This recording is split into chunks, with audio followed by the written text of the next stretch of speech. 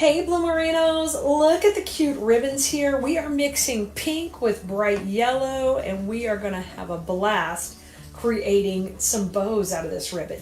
Both of these are 1.5 inch ribbons and we are going to mix these together to make the greatest bow. So let me show you how. We're going to start with the yellow on the bottom of our bow, so we'll load this up. And you'll notice this is narrow ribbon. This is 1.5 inch. And our first bow we're doing is going to have a longer tail. So I'm going to do the whole length of my bow maker. This is 20 inches. And I'll just cut that at an angle. Hey, if it's your first time being here, thanks for coming in. We're so glad you're here. Make sure you like, subscribe, and follow wherever you're watching. And you don't want to miss another video, of course. You'll want to get on our text list. This bow, we're going to start the loops at 6 inches. So I put it out to 6 and I make sure it's nice and loopy. Then I come out to the other side. And we're going to do a couple of loops right now. And we are going to make this one with 2 on each side. I think that would be really sweet.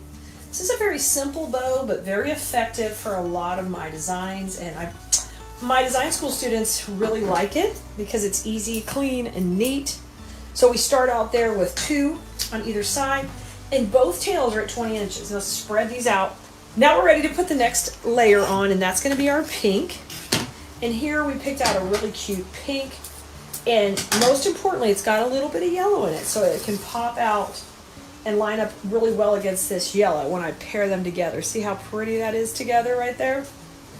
Now, I'm going to make that about the same length as the other tail, maybe a couple inches shorter. Then I'm going to come in and we are going to put on 5.5, so a little shorter here. And we're going to put in 1 loop on either side. And I'm going to scrunch that down. It's a very simple bow. Like I said, simple but effective. Y'all, and grab a spot on the text list at 832-734-5201. Just text us and we'll make sure we send you out a text whenever we put out new content. So I'm going to run this right beside the ribbon and we'll take it off the bow maker. Now, the project I'm going to use this on is going to require me to put this into some floral foam. So that means I'm going to put a floral pin on the back end of the bow as opposed to putting a cable tie or a wire in the back. So I slide the floral pin in and I'm going to pull this tight. And then I'll just trim this off. And here's what we got. We got a sweet little bow. Nothing too complicated. Now, what I want to do is decide what I want in the middle. I can pick pink or I can pick yellow, and I think pink would be really cute. What I'm going to do is I want to have a little extra tails. So I'm going to cut this double the length I normally would. So instead of 10 inches, we're going to go with like 20. I'll cut that at an angle. And then right here at the middle, take and just fold it a little tighter. Okay, fold it on each other, but leave all the other tails the same. Come down the middle. We're going to have to come down the center of that floral pin right there.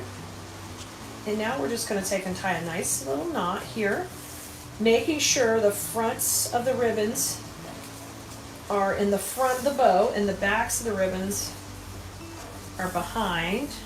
Okay. Now let me turn it around, and what we did is we just added a clean, neat center, but we added some more tails when we did that. So if you guys want to see where we use this bow in its finished project, just let me know in the comments. We'll give you a link to that. And you can head over to the supply list. It'll always have the links to the ribbons we're using and the project that we end up using the bow in. All right, Bloomerinos, I hope you had a lot of fun playing with this ribbon. I sure did. I'll see you next time for more bow making fun.